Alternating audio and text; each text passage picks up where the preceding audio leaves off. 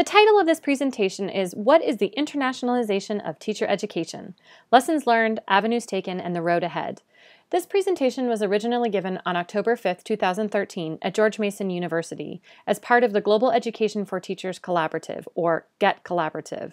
The GET Collaborative is a project between George Mason University and American University, funded by the Longview Foundation, to support faculty and staff who are interested in internationalizing their courses in teacher education and in the College of Education. The purpose of this video is to summarize the presentation for folks who weren't able to be there, and also for anyone else who may be interested in this work. My name is Caitlin Haugen, and I am the Executive Director of Global Teacher Education. GTE is an independent nonprofit organization working to support internationalization of teacher education programs in the United States.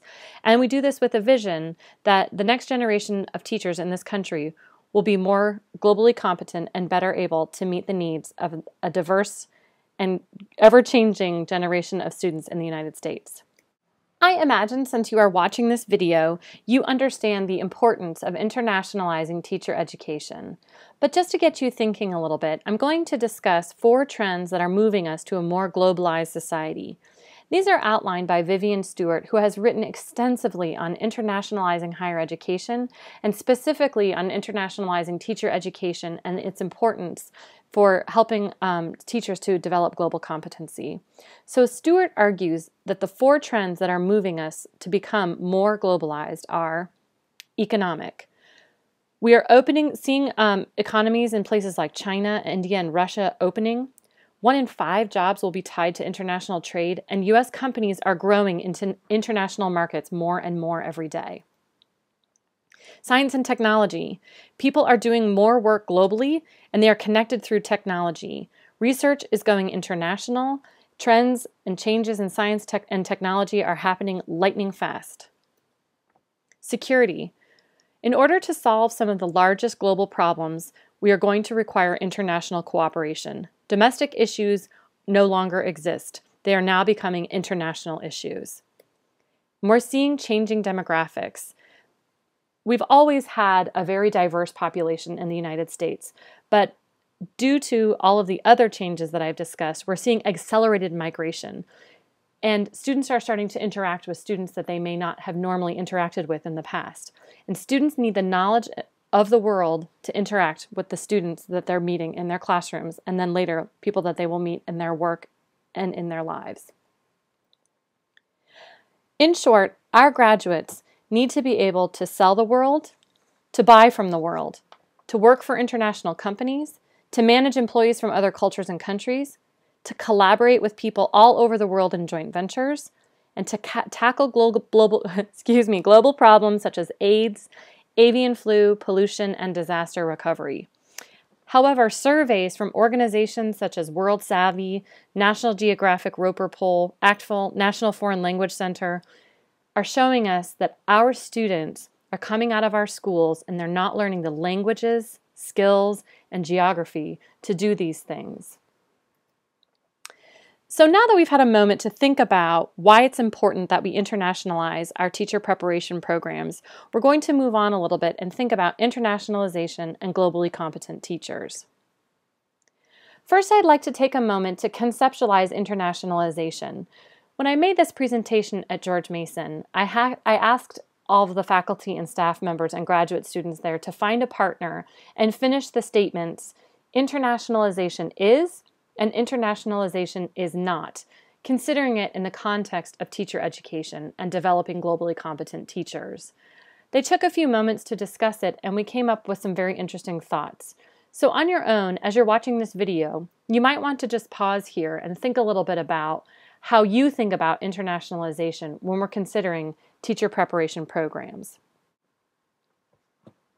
Based on the work that I do in talking with faculty and deans all over the country on their work with internationalization, I have come up with some thoughts of my own about what internationalization is not and what internationalization is.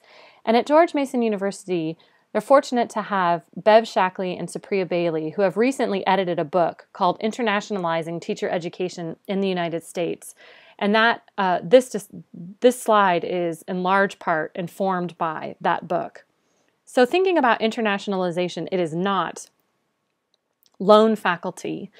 There can't be one faculty in a college of education who's doing international work and doing it independently, and we can't really call that internationalization of the college or of the program.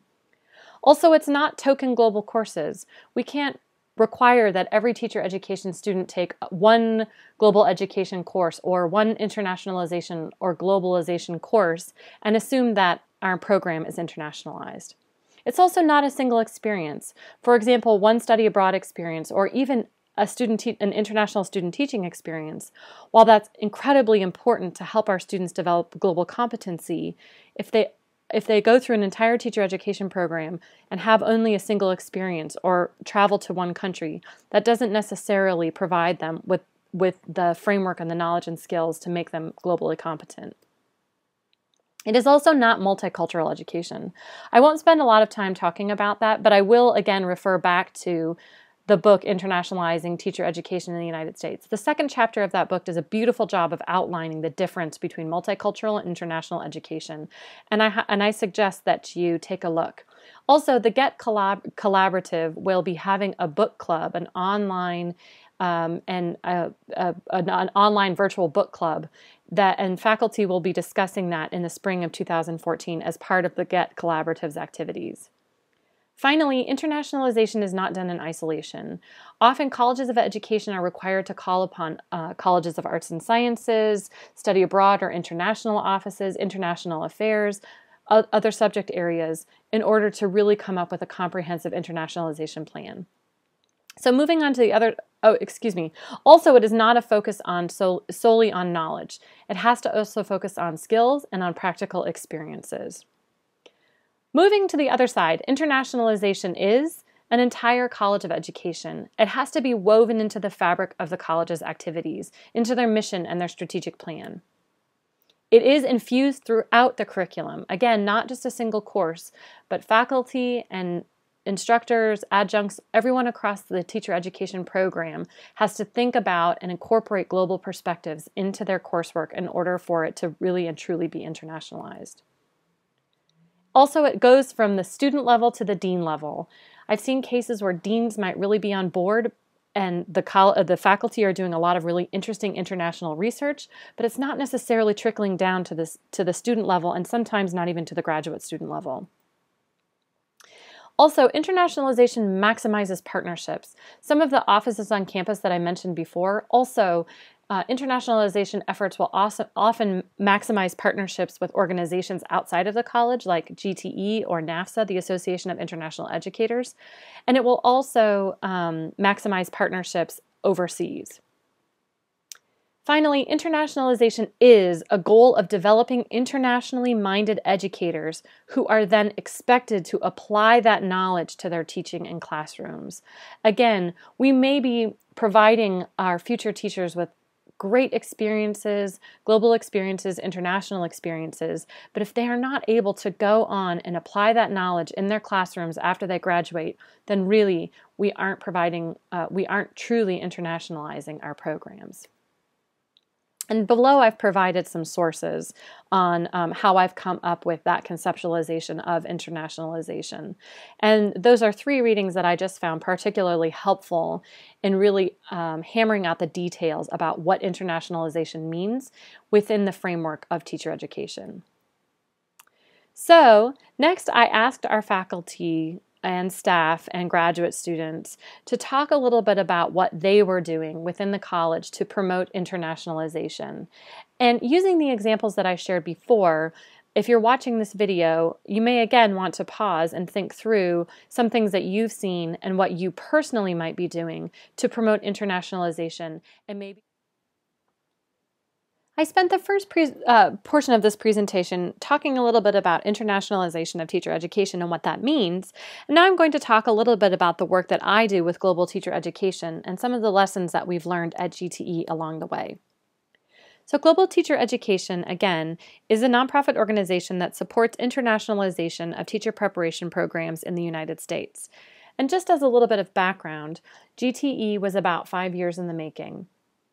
the foundation that funds global teacher education and several of its board members who we sort of picked up along the way talked with faculty and deans all over the country, talking to them about how we could facilitate a resource that would be useful to them. And the result after those 5 years is GTE. So GTE, just a bit about us, is we are an online community to support internationalization of colleges of education, but especially teacher preparation programs. And again, I've put up our mission statement here, and I won't read it verbatim. I'll let you go ahead and read that.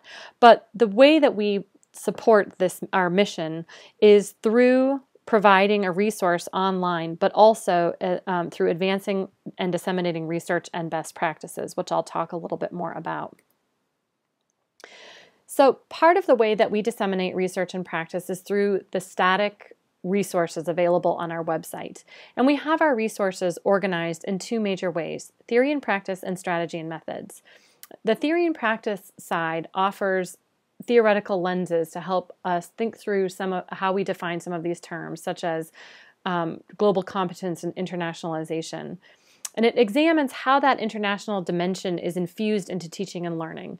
And within that section, we have 6 mini case studies that we've developed through extensive interviews with deans, faculty, and other relevant staff of 6 different campuses that we believe are good examples of colleges of education that are effectively internationalizing. On the other side, we have strategies and methods, and that examines overarching themes and answers the questions, what are other people doing and how can I do this? We look at a variety of different areas, but just to highlight a few: faculty and staff, methods, courses, student experiences, and systemic change. So for example, if you teach a science methods course and you want to learn more about what others are doing to internationalize that course, or some resources that might be available to you, you can check that section of the website, organized again more by theme. So through all of this, we've learned a lot, but really the overarching lesson is that there is no one-size-fit-all solution or way to internationalize. And what I've done here is just provided a few bullet points from each of our case studies, again, that we developed the mini case studies through our interviews. And honestly, every campus does it a little bit differently, and every campus finds something that works for them. And you can go and read the case studies if you're interested in learning more about a specific campus. But just to highlight a few things, the University of Maryland, for example, and the titles, the subtitles in quotations are the titles that we've given to those different mini case studies, just to give you an idea of some of the lessons, again, that we've learned. So for example, at the University of Maryland, we learned that the dean, Donna Wiseman, who also sits on our steering committee and has been instrumental in helping us to develop this resource, started all the programs that she was doing with a very small beginning. With a small grant from the Longview Foundation, she was able to grow her program into something that has now become quite a lot more comprehensive. And last year, she won AACTE's Diversity Award for the work that she's been doing in internationalizing. And one of the projects that she did was to develop the Gate Fellows program, which is very similar to what you all are doing, is through a series of fellowships that she provided to faculty. They worked together to internationalize their coursework, and they were given small grants, much like the Global Education for Teachers Collaborative, or GET Collaborative, will be doing in the spring. Something that we've learned from Indiana University that's quite interesting is they have a program called the Global Gateway for Teachers, which is an international student teaching experience. And they send students to 17, and I believe they're adding an 18th country soon, to student teach abroad. And they've learned a lot of really great lessons along the way to inform other programs that may be interested in doing this type of work. And they've been doing it for over 30 years. And the director of that program, Laura Stokowski, has written some really, Stokowski has written a really interesting blog about what she's learned. And that's also available at our website.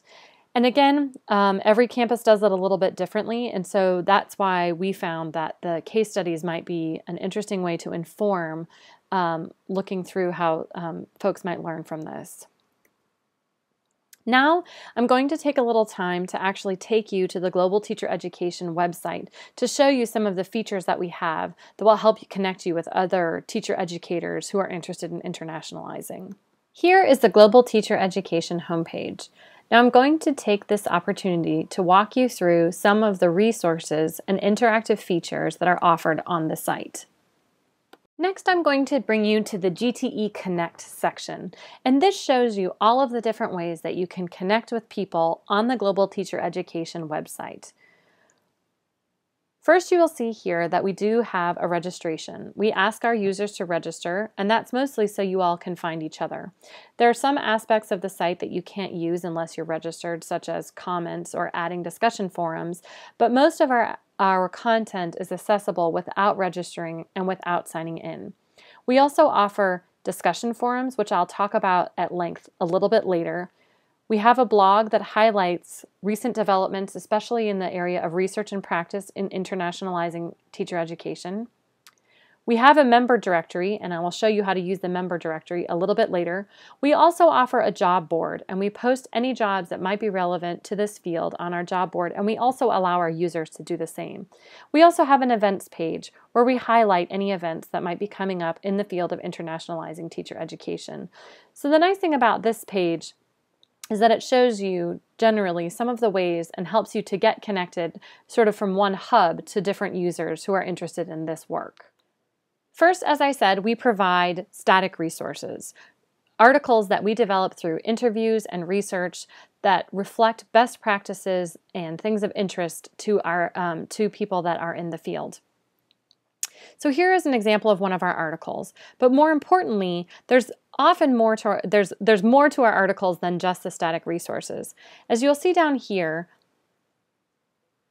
I'm showing you the intricate tagging system that we use on all of our resources. So we've organized our tags into a variety of different topic areas.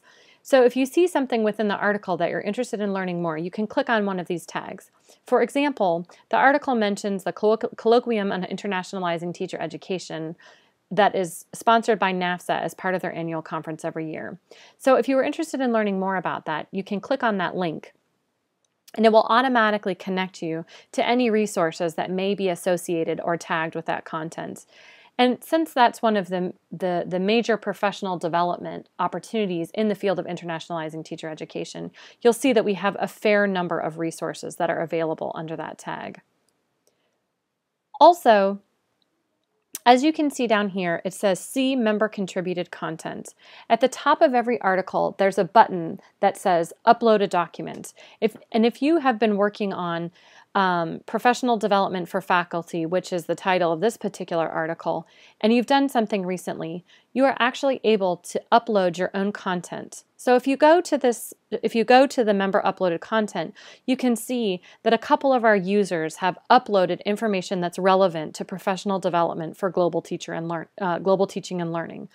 In one case, it's a course, and in another case, it's a grant competition for faculty who are interested in pursuing professional development opportunities in this field.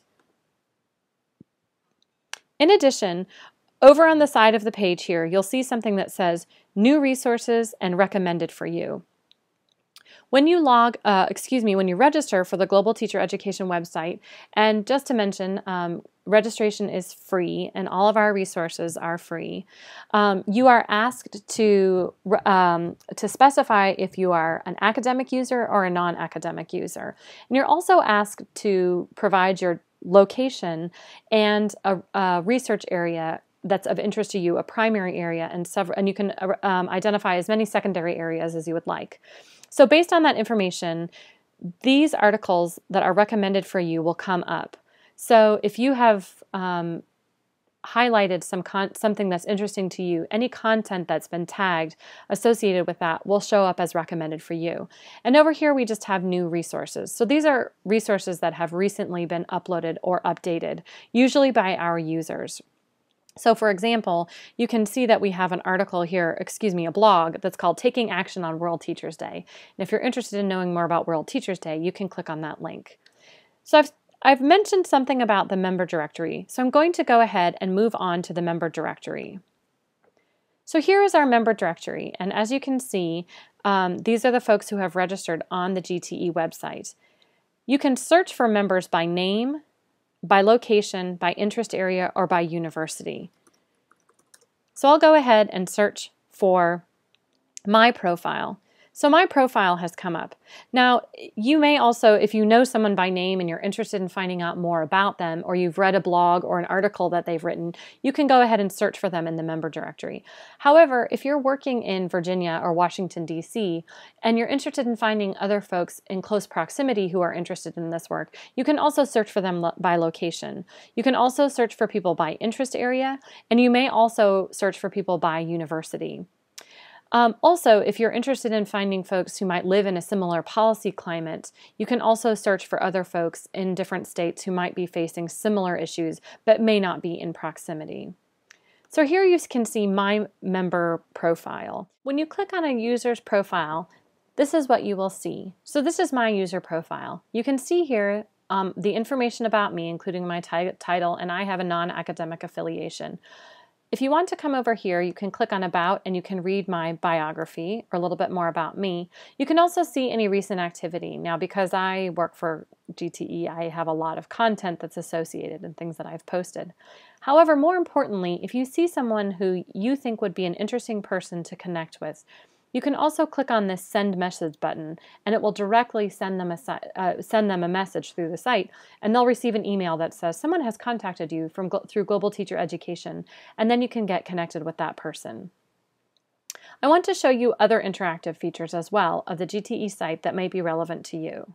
Another interactive feature of the GTE website is our forum. We have several different forums that are available to different users depending on how they register for the site. So for example, if you register for the website as an academic user and recognize or identify yourself as a professor, and you are given access to that discussion forum, then you will be able to participate in discussions that are private only to other professors. So for example, we have our general discussion forum, and that's open to the public. Anyone can see these discussion forums. However, you aren't able to comment unless you register and sign in. So here you can see our general discussion board. We also have a graduate student discussion board and one specifically for professors. So after you're admitted into that group, you will be able to post discussions to the professor discussion group that are private and open only to other professors. And this came about due to some feedback that we got from deans and faculty members who felt that they had issues that were unique to them that they wanted to discuss, but not necessarily have out in the open for everyone else to see. Before we move on to some of the other interesting features, I'd also like to highlight that we have our recent and upcoming events that are available over on the left-hand side. So you can see any events that either our users have posted or that we found relevant to the field of internationalizing teacher education. Finally, the last thing I would like to show you is our reference desk. The reference desk is an area that you can use to search for content that's relevant to you. So we've highlighted the strategy and methods and theory and practice, which I've talked about before. You can also check our FAQs to answer some of your commonly asked questions. But I'm going to highlight the search here. So for example, if you're interested in learning more about global competence, and you can see it pops up because I've done that search quite a few times, you can go ahead and search for that content on the GTE site. This type of search works a lot like a Google search where it just looks for the words global and competence and it will pull it out.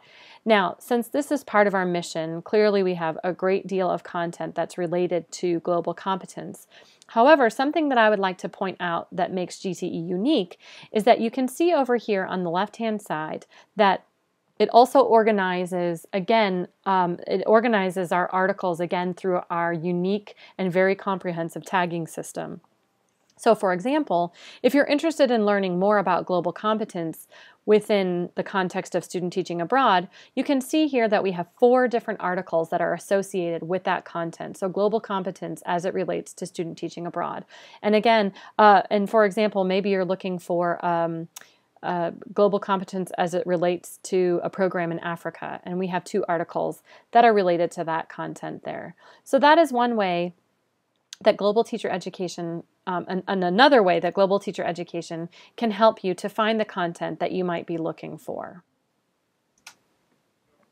So now that I've talked a little bit about global teacher education as a resource and how we support internationalization of teacher education programs, I'm going to look a little bit more about the field of internationalization, especially as it relates to teacher education programs.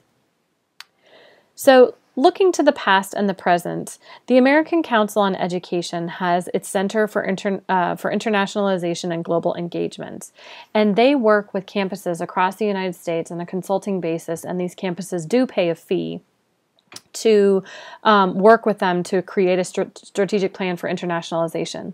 Now, often they form committees across campuses of people who can support these efforts. And often in the past, in meetings that I've had with folks at ACE, they do have faculty from colleges of education who do participate in that process. However, they don't specifically focus on teacher education or colleges of education. However, oftentimes those larger campus-wide efforts can trickle down to all campuses or to all departments or divisions or colleges, and also they may, in addition, serve as an inspiration to move forward with internationalization, or they may, in some cases, it becomes a top-down, where a provost tells every college that they do need to start looking at that internationalization agenda.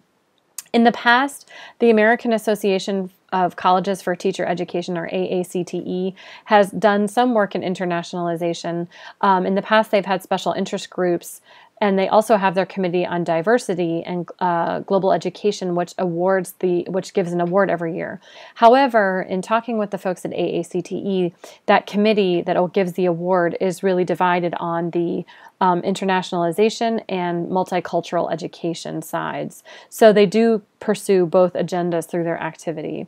However, this year, GTE, in partnership with Longview and NAFSA, sponsored a meeting with faculty and deans who are interested in forming a new, what's called a Topical Action Group, which is a new initiative on the part of AACTE, something they just initiated this summer. And it's a completely new initiative, and so these tags, they were looking for applications for new tags, and so GTE and Longview and NAFSA supported, through the use of the GTE website and discussion boards, the submission of the application, and we recently learned that the internationalization tag has been accepted, and they will be given time at the annual meeting to meet and a small budget to facilitate that meeting. Also, in conjunction with NAFSA and Longview, GTE also has a LinkedIn group called Preparing Globally Competent Teachers, and I recommend, if you're interested in this work, to go ahead and join that group. Finally, the cadre, which is the Colleges and Deans of Research Education Institutions, which are deans from research institutions, have an association, and they have an annual meeting every year. And I was given the opportunity I was invited to speak on internationalization in early October at the cadre meeting. And I found, when I asked the question, how many of you are interested or pursuing an internationalization agenda, of about 100 folks in the room, almost every hand went up. So it's certainly on the radar of many of our different deans, as well as getting on now to the radar at the national level with AACTE. I also see at present a lot of colleges of education deans and individual scholars who are interested in internationalization, and they're sort of doing it on their own. In terms of GTE, in addition to the launch of the website in February of 2013, so it's a very new site, we have also recently formed advisory committees. Our first advisory committee is on international field experiences and international student teaching experiences, and we will be forming more of those advisory committees to start advising on our content and moving it in the right direction. Because as you know, staff and interns, we don't always know everything, all the different efforts that are out there. And I also put the question, what else, to get folks thinking about what else might be going on. In the future, the Association of Teacher Educators does have an internationalization special interest group as well. So looking forward on that and thinking a little bit more about how to get involved. And also the Comparative and International Education Society has recently formed a special interest group on teachers, the teaching profession, and includes internationalization of teacher education as part of its agenda. So that will be something also to look out for in the future. That's a very new special interest group, and the leaders of that group are interested in internationalization and they're moving forward. In the future, GTE is always looking for new members of its steering committee. We're always looking to think about how our steering committee might be able to guide some of our efforts. We're always developing new content. In the future, we will be developing a funded fellowship program and also developing more of the community aspects. And in looking at the site, I also ask you all to think a little bit more about what else we might need. In this work, I've also noticed, and the sponsors of the GET Collaborative asked me to talk a little bit about some research trends that I've seen. One of the things that I've definitely seen cropping up through my conversations and research is that there is there is a call for models for measuring global competence, especially among teacher candidates. There are lots and lots of models out there, but faculty and directors of teacher education programs and the like are asking for valid models that they can use to gauge whether or not their teacher candidates have acquired the knowledge, skills, and attitudes that would make them more globally competent. Also, looking to conceptualizations, definitions of global competence. Also, a lot of folks are asking for more research and evidence on the effects on teachers. Are these teachers actually taking the skills that they're learning in their teacher education programs, and is it impacting their classroom practice? Is it impacting the way that they interact with students? And then also looking to some of the other factors. Are these teachers who go through these internationalized programs or have these experiences, are they staying in the profession longer? Do they find that they're better prepared? Do they find that they have a higher level of satisfaction within the field of teaching? And other evidence that people are asking for is they want to know if there is that bridge from the pre-service to the in-service. There's a lot of work that's been done with in-service teachers and pre-service teachers, but looking, okay, internationalized pre-service teacher, then moving into the classroom, is there any evidence that these teachers are better able to meet the needs of diverse students and that they are teaching more global skills? It's also looking for more evidence to future classroom practices. Thinking about the road ahead. Mary Merrifield has written a fantastic book called Preparing Teachers to Teach Global Perspectives. And the thing I really appreciate about that book is it really is a handbook. It offers concrete examples, step-by-step, clear definitions of internationalization and what it might mean to actually try to do some of this work. So in thinking forward to internationalization, I'm looking to the 4 elements that Merrifield has outlined in thinking and moving forward on internationalization. So the conceptualization elements require, she calls upon faculty who are interested in internationalizing to really outline a conceptual framework. Think about it college-wide and what is it that you actually want? What kind of a framework do you want to frame the work that you're doing? And again, Shackley and Bailey's book, Internationalizing Teacher Education, offers a great theoretical framework, and Merrifield offers a couple of different models that might be used in this conceptualization stage. The next element is acquiring global content. So what is it that teachers will need to know to teach these global perspectives? What courses they should take and how they will actually gain that global content. And thinking about the next element, cross-cultural experiences. So as I said before, in conceptualizing internationalization, students really do need more than knowledge. They need experience. And oftentimes these experiences have, when teacher ed programs provide these to students, they have 3 goals in mind. They are viewed as essential to help future educators effectively teach students of diverse backgrounds, to help bridge build bridges between students' lives and those of students and their wider world. And also, often these experiences are cited as being able to instill a deeper appreciation for cross-cultural experiential education if these teachers themselves have experienced it. But the fourth element is pedagogy for global perspectives, and that is considering how, as teacher educators, we model global pedagogy to teachers so that they learn how to teach in a global perspective. And in thinking forward on the work of the GET Collaborative, really all of these elements are really important, but especially number 2 and number 4 will really come into play as you're rethinking your syllabus.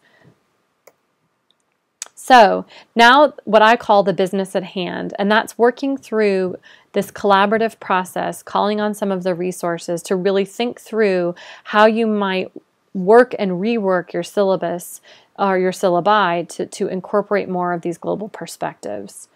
I've provided some resources for globalizing coursework, and I realize that in this video, these links will be flat, so I will also post them when I post this video. But here are a couple of different resources available to you. Of course, coming from GTE, I will recommend our instructional methods section. Also, NAFSA has a resource page. Every year it hosts its colloquium on internationalizing teacher education as part of its annual conference, which I mentioned just briefly before. But this is one of the few, if not only, professional development opportunities available to support these efforts. And I would like, Mary Merrifield again gave an exceptional presentation in 2010, and it includes a handout on how to actually think through your syllabus and make it more globally focused. Teacher Education Goes Global is a similar collaborative process in Ohio between 3 universities where the faculty went through a semester-long process of reworking their syllabi, and they've published all of the syllabi, the faculty bios, and about the process on the Teacher Education Goes Global website. I highly recommend you look. Also, Preparing Teachers to Teach Global Perspective, Merrifield's book. Teacher Preparation for a Global Age, which was a report that Longview wrote, published in 2008, and that actually served as a jumping point for global teacher education, and a great deal of our website content is informed and modeled after that report. Also, Asia Society, which does a lot of work on globalizing classrooms, also has a lot of really great resources on its education page. I'm providing a list of the references that I've given throughout my presentation just for your reference. And at this point, I welcome any questions. Please feel free to email me directly. I've provided my email address below. And any comments, if you'd like to add anything to this conversation, please feel free to either comment on the GTE website, start a discussion forum, or you can go ahead. I'm going to upload this to YouTube, and you can comment right there on our YouTube channel page. Thank you very much for listening to this recording, and I look forward to working with you in the future. Take care.